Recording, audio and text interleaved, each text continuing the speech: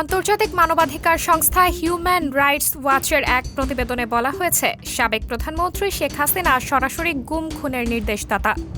প্রতিবেদনে এও বলা হয়েছে যে শেখ হাসিনা জামায়াতে ইসলামীর সাবেক আমির প্রয়াত গোলাম আজমের মেজ ছেলে সেনাবাহিনীর সাবেক ব্রিগেডিয়ার জেনারেল আবদুল্লাহ হিল আমান আজমিকে হত্যার পরামর্শ দিয়েছিলেন।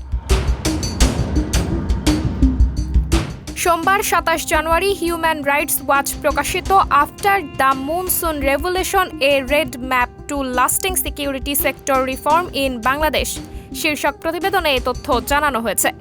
প্রতিবেদন অনুযায়ী ২০১৬ সালের ২২ আগস্ট দিবাগত রাতে সেনাবাহিনীর সাবেক ব্রিগেডিয়ার জেনারেল আবদুল্লাহ হিল আমান আজমিকে তুলে নেওয়া হয়।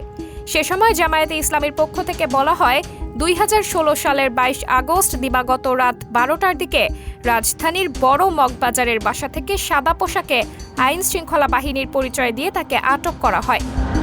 পরে আজমিকে সেনাবাহিনী থেকে বাধ্যতামূলক অব্যাহতি দেয় আওয়ামী লীগ সরকার।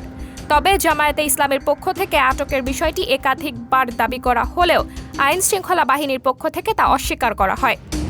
গত ৫ আগস্ট আওয়ামী লীগ সরকারের পতনের পর বাংলাদেশের রাজনৈতিক পট পরিবর্তন হতে থাকে।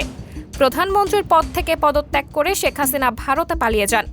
শেখ হাসিনার পলায়নের পর আজমি সহ অনেকে আয়নাঘর থেকে মুক্তি পেয়ে দীর্ঘ ৮ বছর পর গত ৭ আগস্ট বাড়ি ফেরেন আজমি। এক সেনা কর্মকর্তার বরাতে প্রতিবেদনে বলা হয়েছে, আয়নাঘরে আজমির বন্দী থাকা ও তার শারীরিক অসুস্থতার বিষয়ে শেখ হাসিনা সরাসরি অবগত ছিলেন। আজমি ফেলো মিলিটারি অফিসার হওয়ায় তার মুক্তির বিষয়ে বারবার শেখ হাসিনার কাছে অনুমতি চেয়েছিলেন, কিন্তু প্রতিবারই তিনি তা প্রত্যাখ্যান করেছিলেন। এক পর্যায়ে তিনি আজমিকে হত্যার পরামর্শ দিয়েছিলেন। ওই কর্মকর্তা জানান, আমি তেমনটি করিনি, তবে এরপর আমি তার মুক্তির বিষয়ে কথা বলা বন্ধ করে দেই। হিউম্যান রাইটস ওয়াচ প্রতিবেদনে মানবাধিকার লঙ্ঘনের দায়ে র্যাব বিলুপ্তির দাবি এবং পুলিশ সহ নিরাপত্তা ভিত্তিক সব প্রতিষ্ঠানে সংস্কারের সুপারিশ করা হয়েছে। শেখ হাসিনার সময়ে এসব প্রতিষ্ঠানকে দলীয়করণ করা হয়েছে উল্লেখ করে এর পাশাপাশি বিচার বিভাগের সংস্কারের কথাও বলা হয়েছে। নিরাপত্তা রক্ষাকারীদের নির্যাতন বা ক্ষমতার অপব্যবহার অংশে গুম তদন্তে অন্তর্বর্তী সরকারের কমিশন গঠনের বিষয়টি তুলে ধরা হয়েছে। কমিশনের প্রাথমিক রিপোর্টে বলা হয়েছে, শেখ হাসিনার শাসনামলে কমপক্ষে ৩৫০০ মানুষকে গুম করা হয়েছে। এজন্য কেন্দ্রীয় কমান্ড কাঠামো ছিল, যার দেখাশোনা করতেন শেখ হাসিনা নিজেই ও তার শীর্ষ কর্মকর্তারা।